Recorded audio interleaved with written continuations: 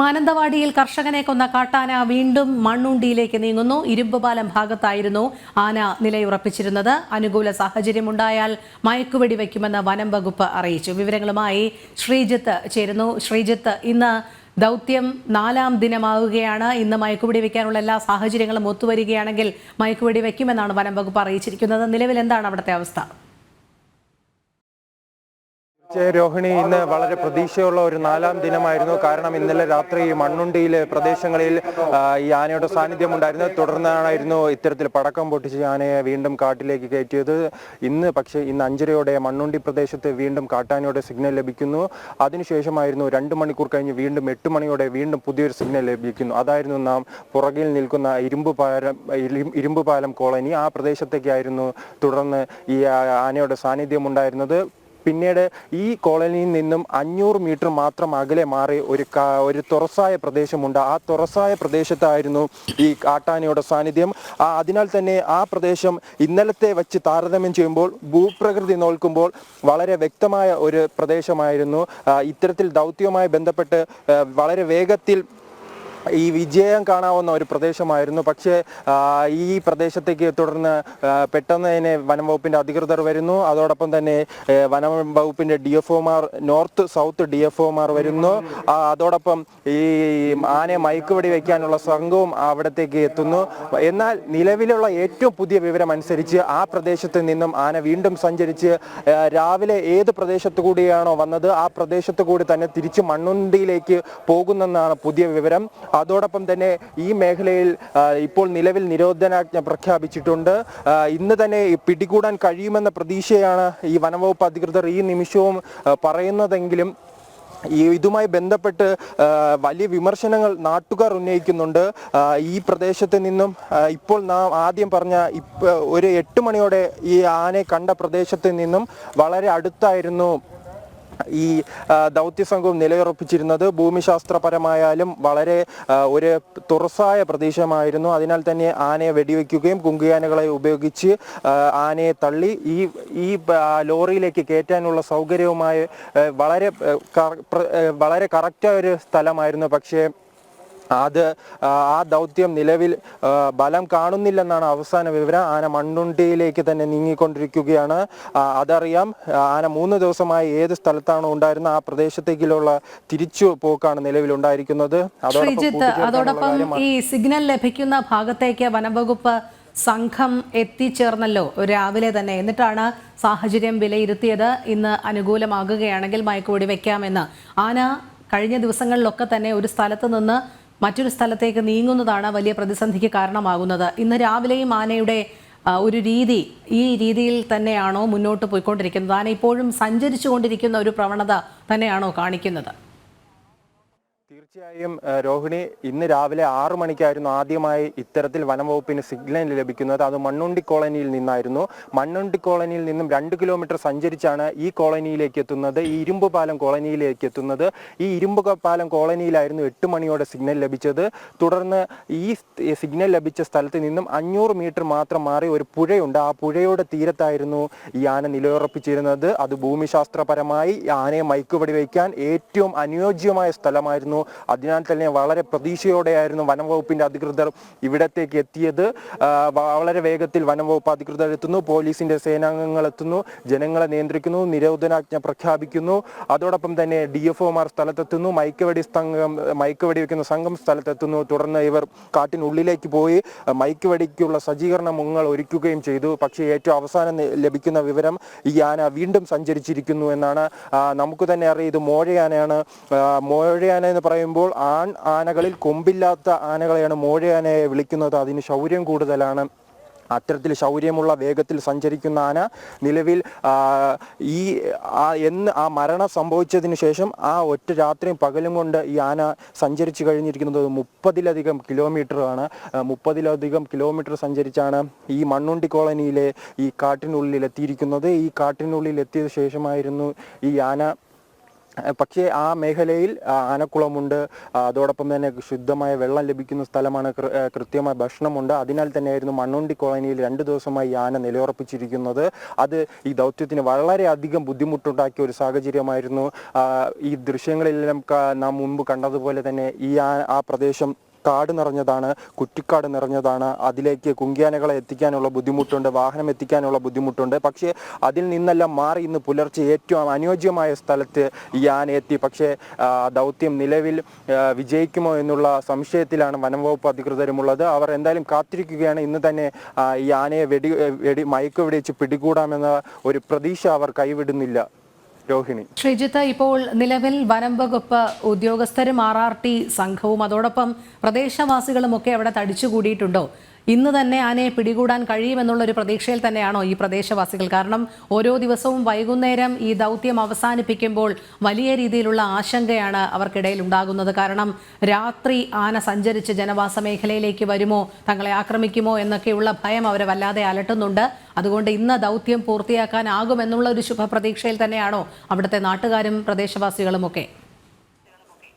തീർച്ചയായും രോഹിണി, എല്ലാ ദിവസവും പുലർച്ചെയും വൈകുന്നേരം വരെ ഈ നാട്ടുകാർ എന്നും പ്രതീക്ഷയോടെയാണ് ഇരിക്കുന്നത്. പക്ഷേ ഇവർ വൈകുന്നേരമാകുമ്പോഴായിരിക്കും പ്രതിഷേധവുമായി ഇത്തരത്തിൽ വനം വകുപ്പിനെതിരെ എത്തുന്നത്. കാരണം ആ പ്രതിഷേധത്തിന് കാര്യമുണ്ട്. കാരണം ഈ ആനയുടെ സ്വഭാവം മുൻപ് സൂചിപ്പിച്ചതുപോലെ രാത്രികാലങ്ങളിൽ അധിക ദൂരം സഞ്ചരിക്കുന്നു, അതോടൊപ്പം പുലർച്ചെ എത്തി വീടുകളിൽ ആക്രമണം നടത്തുന്ന സ്വഭാവമാണ്. അതിനാൽ തന്നെയായിരുന്നു ഈ ജനങ്ങൾ ഉൾപ്പെടെ ഈ വനം വകുപ്പ് അധികൃതർക്ക് പല സമയങ്ങളിലും കൃത്യമായ വിവരങ്ങൾ നൽകുന്ന സാഹചര്യമുണ്ടായിരുന്നു. കാരണം ഈ കാടിന്റെ സാഹചര്യങ്ങൾ വനം വകുപ്പിനേക്കാൾ കൂടുതൽ അറിയുന്നത് ഈ നാട്ടുകാർക്കാണ്.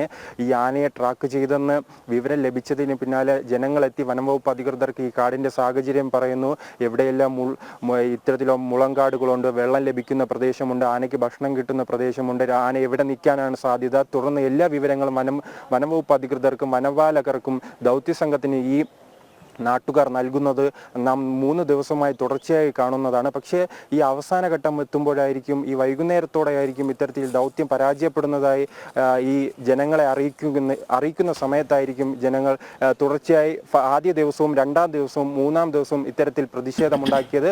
ഈ സമയങ്ങളിലെല്ലാം നിലവിൽ ഞാൻ മുൻപ് സൂചിപ്പിച്ചതുപോലെ തന്നെ ഈ ജനങ്ങൾ വനം വകുപ്പിനോട് വളരെയധികം സഹകരിക്കുന്നു. അവർക്ക് ഇവരുടെ അനുഭവങ്ങൾ, കാരണം ഇവർ കുട്ടിക്കാലം മുതൽ തന്നെ ഈ പ്രദേശങ്ങളുമായി ബന്ധപ്പെട്ട് ജീവിക്കുന്നവരാണ്. വനം വകുപ്പ് അധികൃതരെക്കാൾ കൂടുതൽ വിവരങ്ങൾ ഇവർക്കറിയാം. അവർക്ക് പൂർണ്ണമായ വിവരങ്ങളാണ് ഇത്തരത്തിൽ കൈമാറുന്നത്. പക്ഷേ എന്തുകൊണ്ട് അവസാന ഘട്ടത്തിൽ ഇവർ ചോദിക്കുന്ന ചോദ്യമാണ്, ഞങ്ങൾ കറക്റ്റായ വിവരങ്ങൾ നൽകി, എന്നിട്ട് നിങ്ങൾക്ക് എന്തുകൊണ്ട് ഈ ആനയെ പിടികൂടാൻ കഴിഞ്ഞില്ല എന്ന ചോദ്യം ഉന്നയിച്ചുകൊണ്ടായിരിക്കും ഇത്തരത്തിൽ നാം മുൻപ് കണ്ടത് വൈകുന്നേരങ്ങളിൽ ഈ പ്രതിഷേധമുണ്ടാകുന്നത്.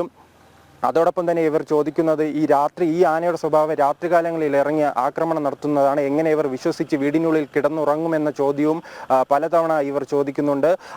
അത്തരത്തിലുള്ള പ്രതിഷേധത്തിന്റെ ഫലമായാണ് 2 ദിവസം കൊണ്ട് 13-ലധികം സംഘങ്ങളാണ്, വനംവകുപ്പിന്റെ സംഘങ്ങളാണ് ഈ കാടിന് ചുറ്റും ഈ ആന പുറത്തിറങ്ങാത്ത രീതിയിൽ കാവലൊരുക്കുന്നത്. പക്ഷേ ഇന്നലെ ഈ ജനങ്ങൾ നൽകുന്ന വിവരപ്രകാരം ഇന്നലെ രാത്രി 12 മണിയോടെ മണ്ണുണ്ടി കോളനിയിൽ ആനയുടെ സാന്നിധ്യം ഉണ്ടായിരുന്നു. തുടർന്ന് വനംവകുപ്പ് അധികൃതർ പടക്കം പൊട്ടിച്ചാണ് ആനയെ കാട് കയറ്റിയത്. അതിനുശേഷമായിരുന്നു ഈ ആന പുലർച്ചയോടെ ആ സ്ഥലത്ത് തന്നെയായിരുന്നു 6 മണിക്ക് സിഗ്നൽ ലഭിക്കുന്നു.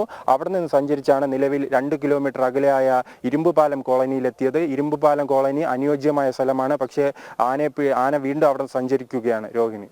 അതെ ശ്രീജിത്ത്, അതോടൊപ്പം ഈ വനം വകുപ്പ് ഉദ്യോഗസ്ഥർ നിലവിൽ എന്തൊക്കെ രീതിയിലാണ് ആസൂത്രണം ചെയ്തിരിക്കുന്നത് പദ്ധതികൾ? നമുക്കറിയാം തണ്ണീർക്കൊമ്പന്റെ വിഷയത്തിൽ ഒരല്പം പാളിച്ചയുണ്ടായി. വൈകുന്നേരം കഴിഞ്ഞാണ് തണ്ണീർക്കൊമ്പനെ മയക്കുപിടി വെക്കുന്നത്. തിരികെ വണ്ടിയിലേക്ക് കയറ്റി ആനിമൽ ആംബുലൻസിൽ കയറ്റുന്നതിന് തന്നെ വലിയ രീതിയിലുള്ള കാലതാമസമുണ്ടായി.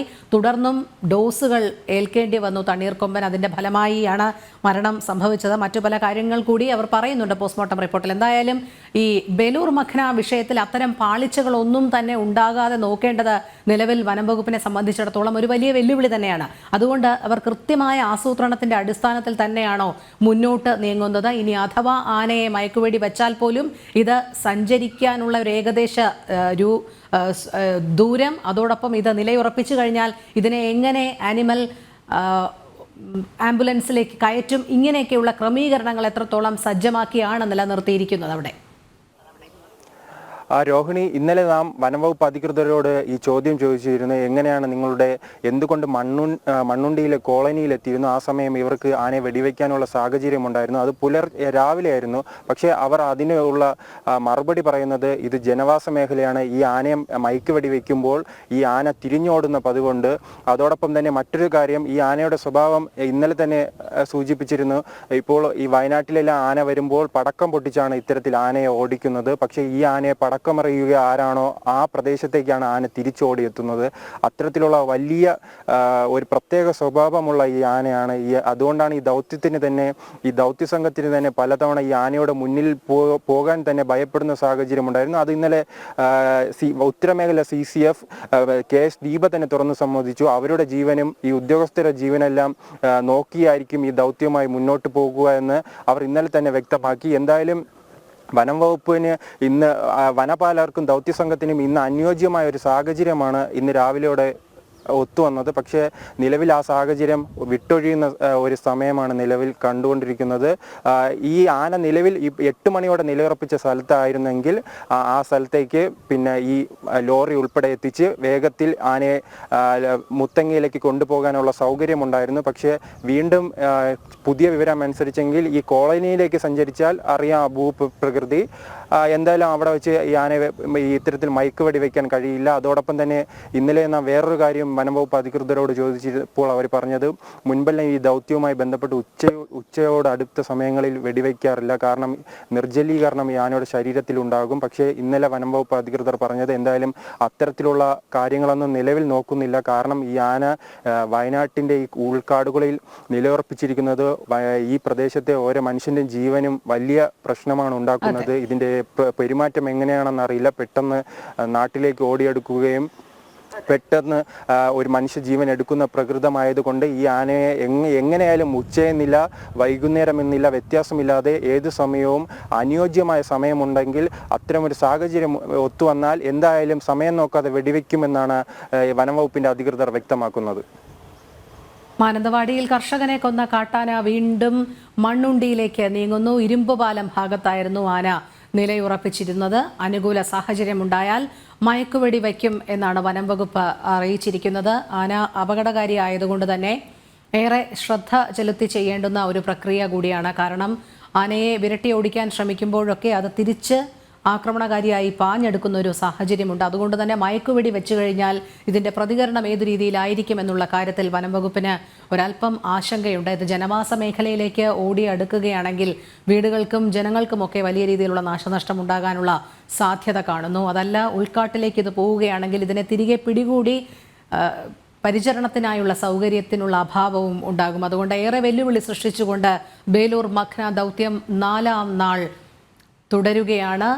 എല്ലാ ദിവസവും വൈകുന്നേരത്തോടുകൂടി ഈ മയക്കുവെടി വയ്ക്കാനുള്ള ദൗത്യം അവസാനിപ്പിക്കുകയാണ്. കാരണം ഏറെ വൈകിക്കഴിഞ്ഞാൽ നിർജ്ജലീകരണം ഉൾപ്പെടെയുള്ള കാര്യങ്ങൾ ആനയ്ക്ക് സംഭവിക്കും. ആനയെ കൃത്യമായി അത് നിലയുറപ്പിക്കുന്ന സ്ഥലത്ത് നിന്നും ആനിമൽ ആംബുലൻസിലേക്ക് കയറ്റുന്നതിനുള്ള സാഹചര്യം ഉണ്ടാകില്ല. അതുകൊണ്ട് വളരെ ശ്രദ്ധാപൂർവമാണ് വനം വകുപ്പ് ഉദ്യോഗസ്ഥർ ഇപ്പോൾ നിലവിൽ നീങ്ങിക്കൊണ്ടിരിക്കുന്നത്. അതോടൊപ്പം തന്നെ പരിസരവാസികൾക്കും നാട്ടുകാർക്കും വലിയ പ്രതിഷേധവുമുണ്ട്. കാരണം അവർ വലിയ രീതിയിലുള്ള ആശങ്കയിലാണ്. അങ്ങേയറ്റം അപകടകാരിയാണ് ഈ മഖ്ന. അതുകൊണ്ട് തന്നെ ഇത് ഏതു രീതിയിലുള്ള അപകടം സൃഷ്ടിക്കുമെന്നുള്ള കാര്യത്തിൽ അവർക്ക് നിശ്ചയമില്ല.